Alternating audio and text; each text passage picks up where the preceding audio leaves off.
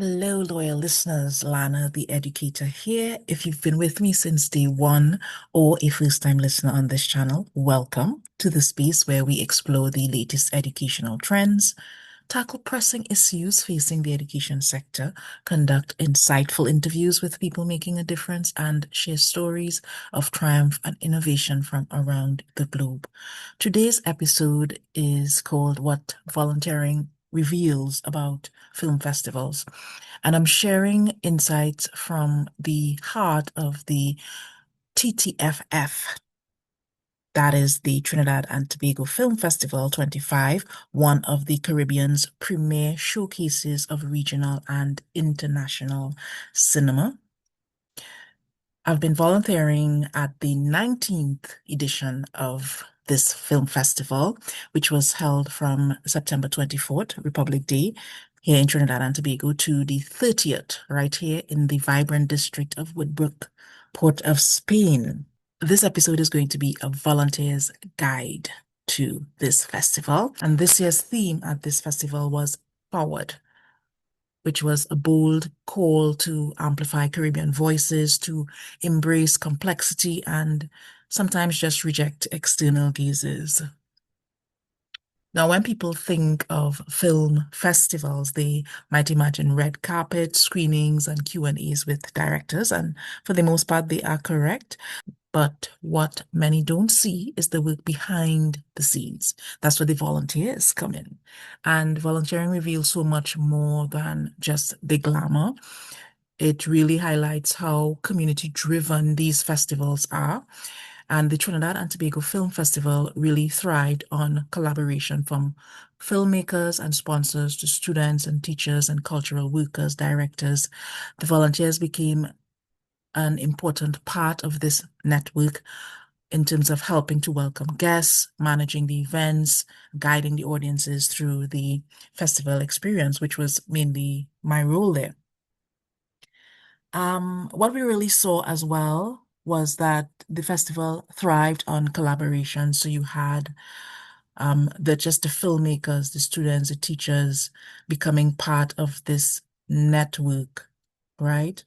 And what it revealed was really the educational power of festivals, which is why I decided to showcase it here on this podcast, which is an educational podcast, because it went beyond entertainment.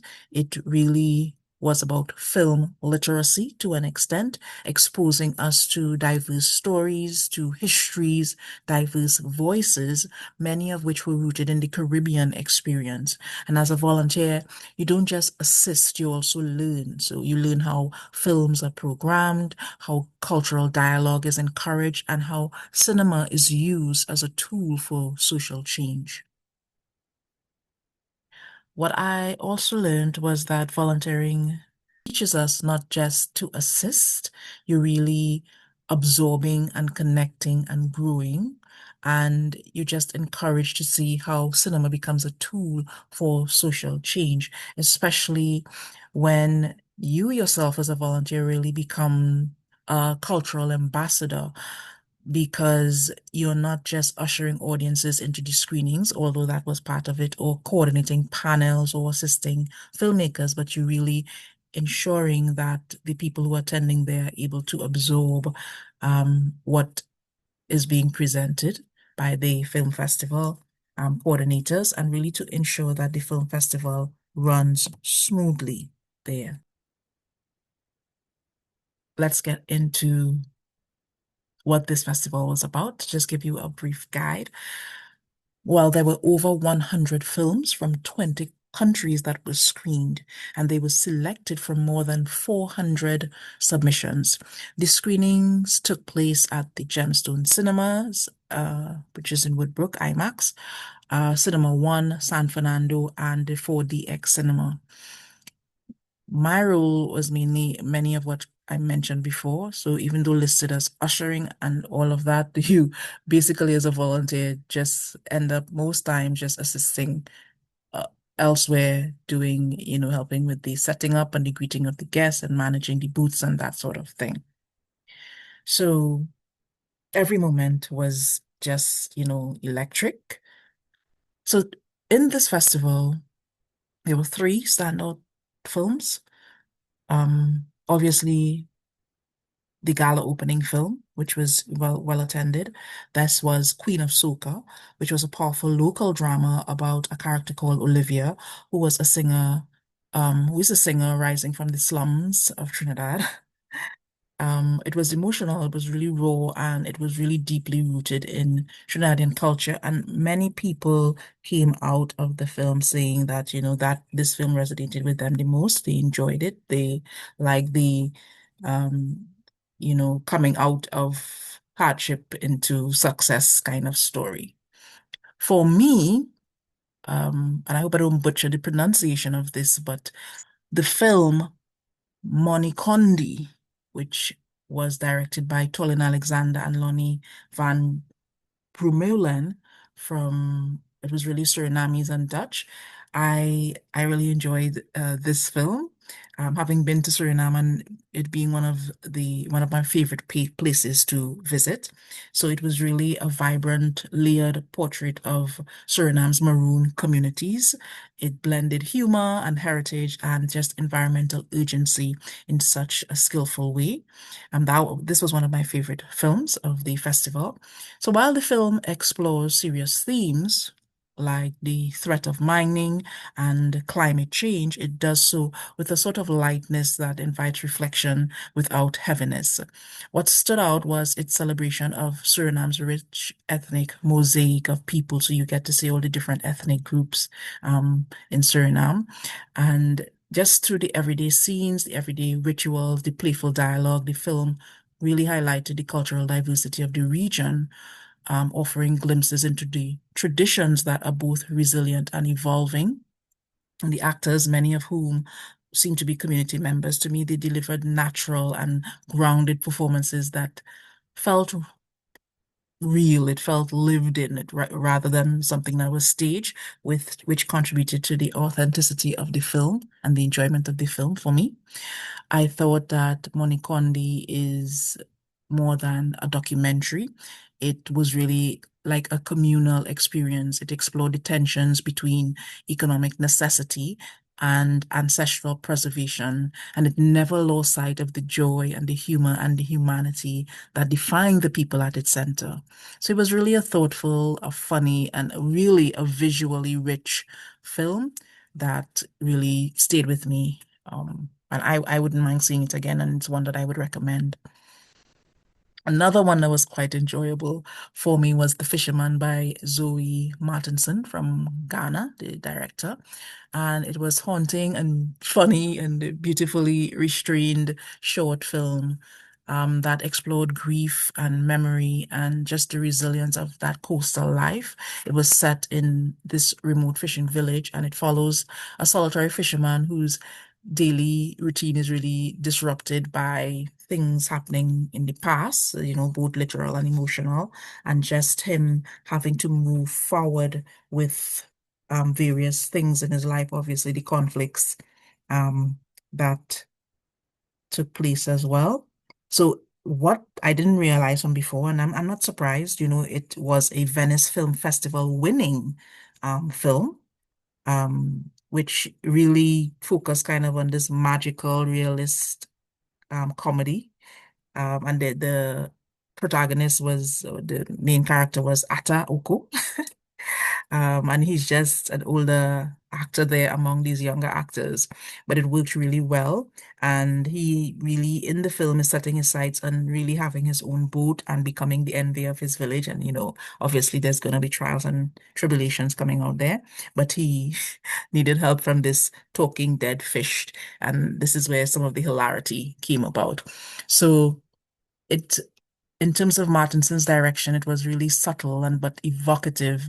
There was very atmospheric visuals which drew viewers into Ata Ugo's internal world. And they have the sea and the fish and everything just becoming these not just the setting but symbols of things that are important to the characters in the film. So It was really interesting, this kind of spiritual reckoning that he experienced. And then you had the cinematography capturing textures of Ghana's coastline and then shifting to the city with real nice poetic precision. And the song design, the waves, the nets, all of that added just emotional depth. The visuals of the people working on the nets really stayed with me. And what I thought made the film, The Fisherman, especially compelling was its ability to just say so much through the portrayals, not just of the actors, but of the environment. And the lead actor's performance was really powerful, um, through his gestures and the dialogue. It's really a film that lingers. In just a few minutes, really. It was, well, 106 minutes, so a good time in itself, but still considered one of the film school shorts. It really offered a meditation on healing, tradition, and the weights carried by those who live close to the land and the sea. It was a standout for me at the film festival here. Just a testament to storytelling rooted in place and spirit.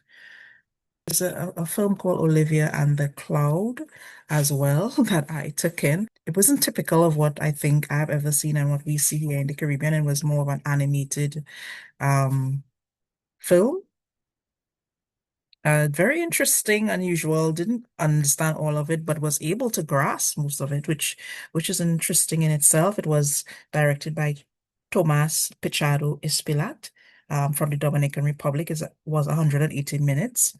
It was premiering here at the film festival, and it was really, which is probably why you heard my initial description. It was really a surreal exploration of love's complexities, and the film followed the story of Olivia, Ramon, Barbara, and Mauricio as they related to one another without really understanding each other.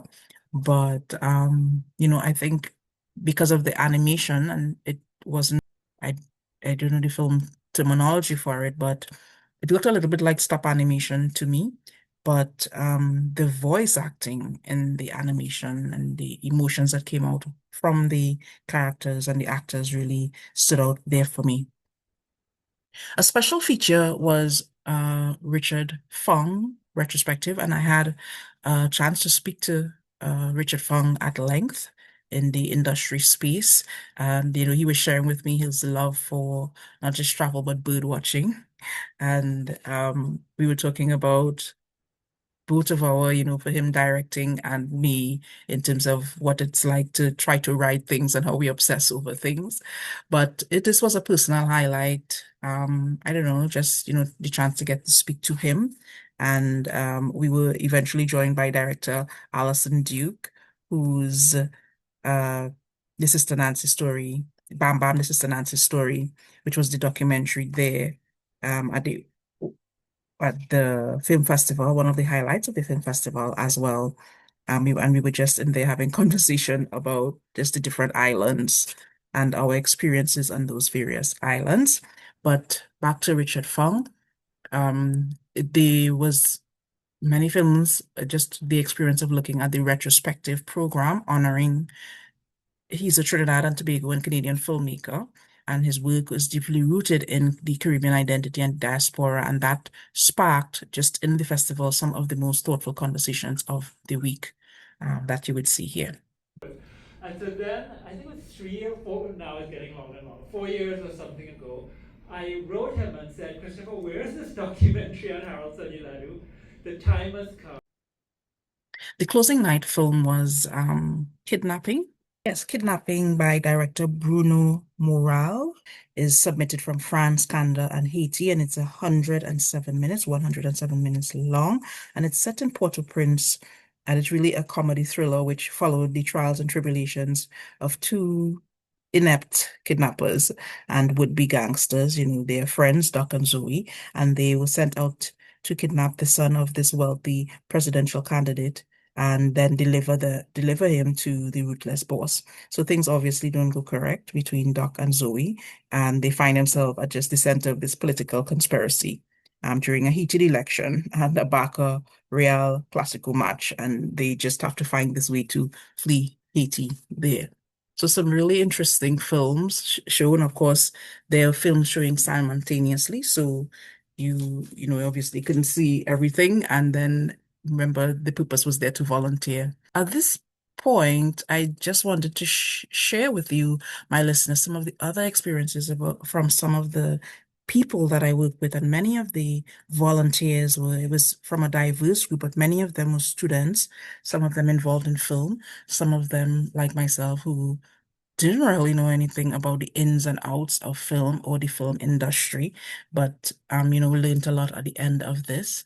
And some of these volunteers just had a passion for volunteering and engaging and meeting new people. So you can listen to two volunteers sharing their experiences here.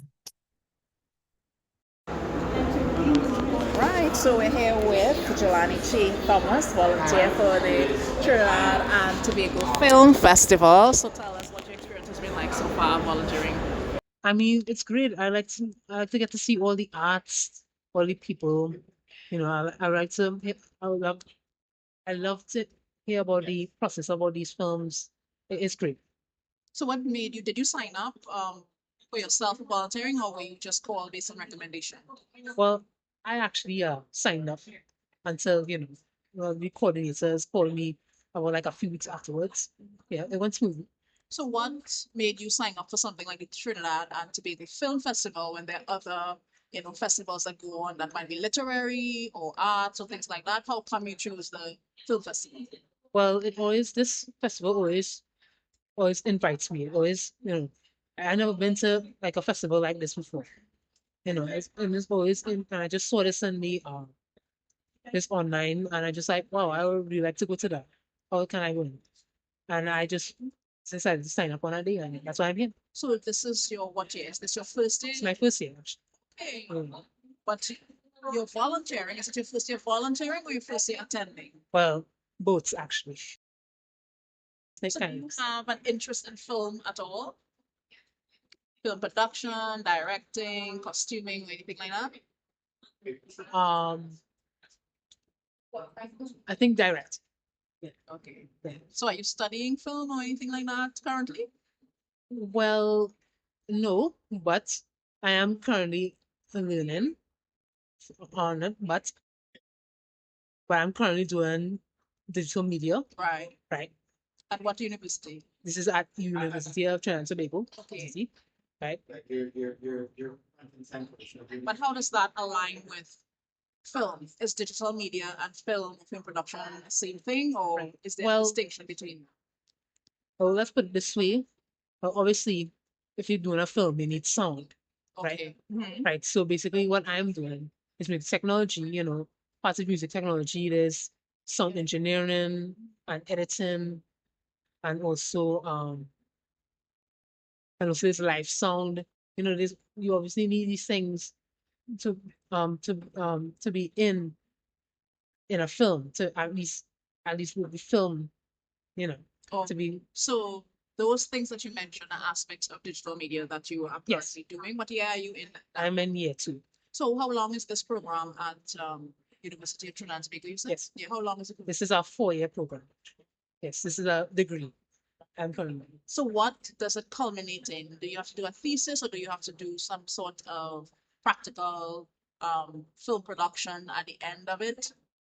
Well, from my knowledge, at least, I think they'll, from my knowledge, um, so after you learn about, sound engineering and stuff like that, you have to help work on a film, right? So there's not just any kind of film, it's a animated film because digital media is also part of game art and animation. So Yeah. once like every once at the end of this degree, they usually have to work on an animation film, Right. right? You could be either do editing or sound engineering or just sound in general, Okay. right? Yeah, yeah. So, what has been your experience in terms of dealing with the public coming in to watch the different films? In which cinema are you posted in? Which cinema have you been following? I am doing 40X. Right. And what has that been like in terms of what your job is here volunteering is ushering, meeting the public. I think it's really generally very nice to see that people actually in Trinidad and Tobago, at least, or anybody outside the Caribbean. I know there's Caribbean directors coming with these things. You know, at least there is still, at least people are still interested in seeing these things. You know, there's still a hope for the entertainment industry in the Caribbean in general, and that's really, I'm really hopeful for the future.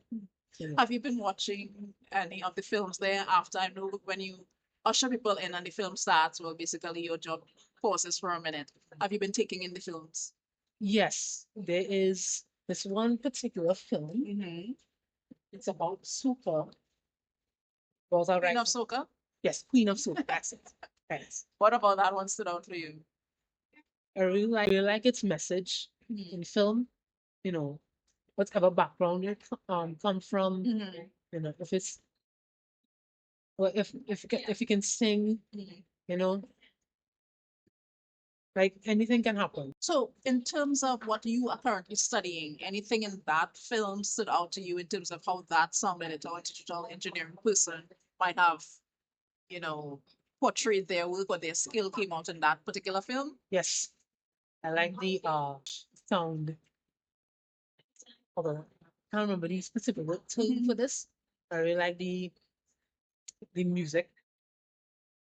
Oh gosh, there's a one Music particular Sounding generic? yeah. So there's a one particular scene where this the lady comes to a person to seek help Right. about helping her to get out there to help her record the film and stuff. Right. And it's really fun to see because I may have to do the same exact thing for one person to record and help do music and all that. Right. So, yeah. Thank you so much, Lani.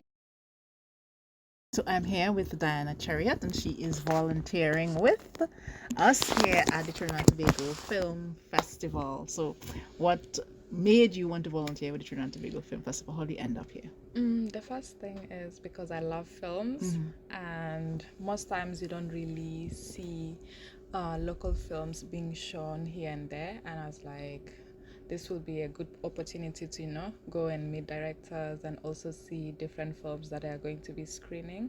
And so far, it's been a good experience, especially seeing directors come in and they're really excited that their film is about to show. It's really exciting. It's like an exciting feeling just seeing that on their face. So, has there been any film that stood out to you for particular reasons? I haven't gotten to watch it yet.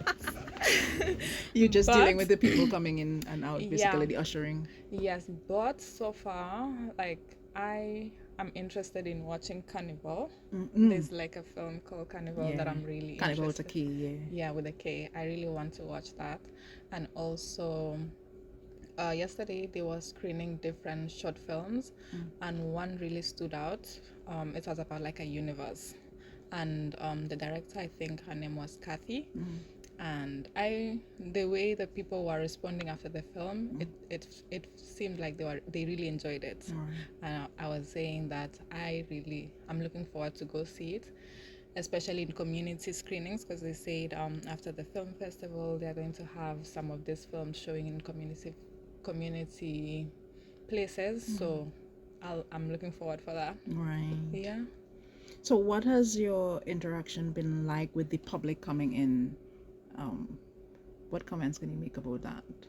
It's been good. Right. Everybody has been excited and polite. And did you So develop far. any skills or had to put any of your like interpersonal skills to work? What skills would you say?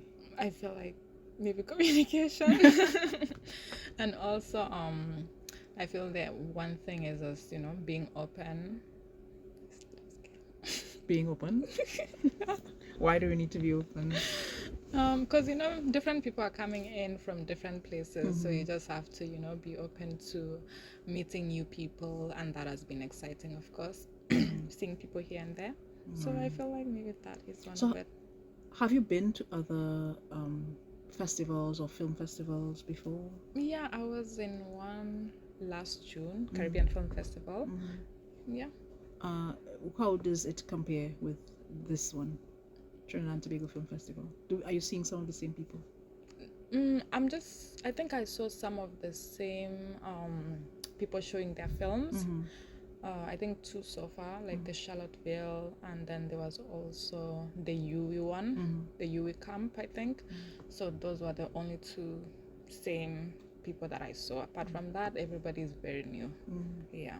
And I feel maybe because it's more focused on Trinidad. I don't know. I'm not sure about that. I'm not There were a few Caribbean. other there were a few other films, because yesterday I saw one from Suriname, which was actually really good. But did you volunteer at that one as well? Which Caribbean one? Film Festival? Yeah. Okay. And what was your role there? Did you do ushering, or did you work in sales, or what did No, you- it was the same ushering. Yeah. And for that, I actually got to see some films. No, more like a documentary. I got to see a documentary on that one, and it was amazing. Yeah. So what's it like? Well, now this one is specific for Trinidad and Tobago, and Diana uniquely is telling me that she's originally from Kenya, right? So you might have heard a lovely accent. So that is actually what got us talking. Wow. Yeah, and I told her, the accent is different, but the face can be anybody in the Caribbean, because we've seen faces like this in the Caribbean here. Yeah. So what is it? What is your commentary, and especially now volunteering, interacting with the Trinidad and Tobago population? It's been good because Trinidadians are generally nice, so relatively easy to just talk to everybody, and especially how me and you even spoke to each other. We are both volunteering, and just out of nowhere, we start this conversation, and it keeps going and going and going. And I feel like that is how it has been with a lot of people that I've met. It's more like just being that open to those conversations and speaking to the Trinidadians. It's always fun because you get to learn a lot also about Trinidad, and to learn you have to speak to people, communicate to people, and it keeps going. Right. Yeah. So what have you learned about Trinidad that stands out? I mean, I know there might be specific things culturally. It might be food, it might be music, but what has stood out to you that you can say, okay, this is uniquely Trinidad or Trinidadian? They love to have fun.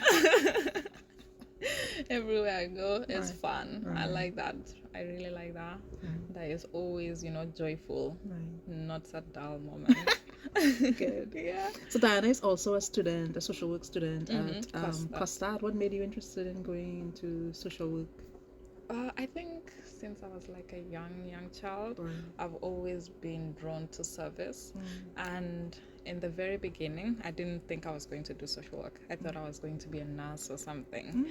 And when I came to Trinidad, when I was viewing my options, social work became the choice. So it just stood out. I was like, let me go into social work and see, what it's all about. And for my first 2 years, I really got hooked, and I graduated with my associate degree in social work. And I was like, well, now that I got the associate degree, what to do? And then went ahead, and now I'm doing my bachelor's. So that social work has been really interesting. And I just like the idea of being of service to people, especially since, for me, community is a big deal. And I grew up in a community, so I know how important that is for people and, all for survival, I guess. So yeah, I like that. I like that, social work and community. I always ask this question because, funnily, when I started this podcast, a friend of mine, I told a friend of mine that I volunteer for various things, just like you. We volunteer in various things. It might not only be this. It's like, well, it's Trinidadian, right? Why let us do that? Why do you? So I always say, I never thought about it, because we, just like even you were expressing, you're very much service oriented, so it comes naturally. And for me, for a large part, I told my friend, I said, my parents, even though it wasn't formal volunteering, my parents, both of them, very much gave back to community in terms of, helping the poor and things like that through different ways. So why let us do that? Why do you volunteer? Why do I don't even know. It just comes whenever I see something. Well, for example, for film, right? I do like films, and I always felt like film for local people, we don't really have a lot of things that we could call ours, right? So whenever they have things like film in the Caribbean, film in Trinidad, I'm like, I really need to go and see what it's all about. Right. And you know, it just comes naturally. It's not like something like I have to force myself to go. It's just something I'm really excited about, because also apart from getting to see the films after, the other thing will be meeting like so many different people, and that's exciting too, because you meet people from different places, and that for me is a way of networking and just bringing myself out of my comfort zone, because mostly I'm indoors all the time. So I'm always like, you know, going to volunteering has helped me just become more open to, you know, meeting people, new experiences, new things, like new films that I didn't even know existed. So yeah, that is it for me. Yeah. I like how you put that, you know, that we sometimes don't have things for ourselves, and I like that. I like that you see that particular perspective on it. So do you, when I saw her and I called her over, she was doing something on her phone. I don't know. This was not bad, because I mean we were just waiting to start shift and all of that. But I know you said you came here like after secondary school and you came into university and things like that. So how is it in terms of, you know, not start missing your home, your friends, because you would have had secondary school friends and things like that. So how Actually sad. how do you fill that gap? Actually really, how do I feel the gap? Yes. Oh, I don't know. So what's it like? I think I'm trying to ask you in a kind of roundabout way. Do you miss your friends and family back then? And how is it communicating with them? How do you navigate that? Oh, definitely. I do miss my friends, and mostly just, you know, through online. And I feel like, you know, having the social media platform has made it easier to just communicate and feel like there's not that void. But, you know, the face-to-face interactions is not there anymore. So maybe that's like the only challenging part. But apart from that, we're always sending each other pictures, videos, always trying to catch up on, you know, what's going on in your life, what's going on in mine, stuff like that. Yeah. So what would you tell people who not too sure about this volunteer thing? What would you say to them? Come experience it. At least come for like a day or 2 days, and then after that you could make conclusion whether you want to continue it or not, because volunteering is fun. It is, because look, I've met somebody like Diana. And I've met somebody like you, Lisa. Well, thank you so much for agreeing to do this interview, and we are going to work now. Right. So obviously at the end of all of this, there would be a jury. Well, not at the end, but there would be awards. But throughout the whole film festival, one of the objectives was to, you know, present awards, and there would have been jury members and a panel, just going through the different films to, in the end, make their selections on the final night. So the festival and the films that I initially talked about would have different versions in terms of tickets and passes that allowed persons and patrons to enjoy the festival. So on a daily basis, you had single screenings, which cost like $40. And then there was a festival pass, which gave you access to the screenings and the panels. There was a student pass with valid ID, and you had your gala screenings. And in Republic Day, there was a special, I believe, like $25 to, you know, come into the film festival. So we did have, as I was mentioning, a film festival jury. So you had Judge Dr. Bruce Paddington, who's a filmmaker and academic and a film festival curator. He really plays a major role, which is an understatement, in the film festivals in Trinidad and Tobago here. And he was recently awarded the Chiconia Gold Medal for his contributions to media and the film industry. You also had Karen Robinson, who is an award-winning Jamaican Canadian performer, right? And we had like Leslie Ann McFarlane, a narrative and documentary producer. Then Julian Carrington, the executive director of the Documentary Organization of Canada, Amanda Smith, an Irish Trinidadian, and she's the author of Black Rock, A Kind of Eden and Fortune, which won the Prix du Premier Roman Prize, and she was shortlisted for the McKitterick Prize and selected by Oprah Winfrey Summer Read.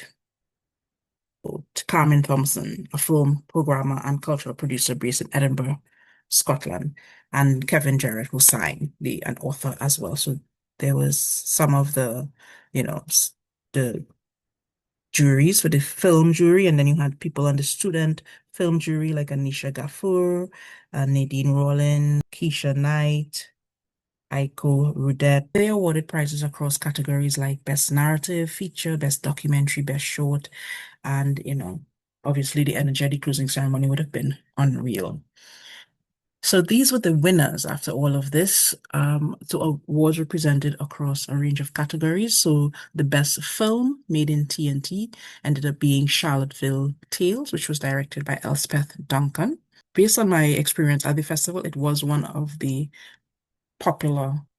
The Paddington Prize for Best Student Film, it went Depeyyize, which was directed by Pamela Ben Cosme. Best Fiction Short Film, Blue Heart, which was directed by Samuel Suffren. Best Documentary Short Film, Bubbling Baby, directed by Shireen Ridsenberg. Best Mid-Length Documentary Film was Zone by Simon Shim Sutcliffe. Best Feature-Length Film, Carnival, which was also one that a lot of people were telling me they had interest in seeing, which was directed by Henry Pardo. Best Feature-Length Documentary, La Homme Voltige, probably massacred that pronunciation, Tales of a City, directed by Mallory Eloy Peasley. Honorable mentions were made for Pico, Today for Tomorrow. These are films made in TNT. That's Jovan Lala. Blue Pandora, which was the fiction short by Alan Gonzalez. Olivia and the Clouds, again, a very interesting and popular one I mentioned before, got honorable mention, which is a fiction feature by Tomas Pichado, and St. Andrew, directed by Erin Ramirez, a student film. So just overall, if you're passionate about storytelling and culture or just want to be part of something meaningful, you can volunteer next year. The Film Festival Trinidad and Tobago, it isn't just a festival, it's a movement and a mirror for Caribbean voices. So I just want you to know that we continue to empower minds, we continue to ignite curiosity. And this has been my review of volunteering at the 19th edition of the Trinidad and Tobago Film Festival.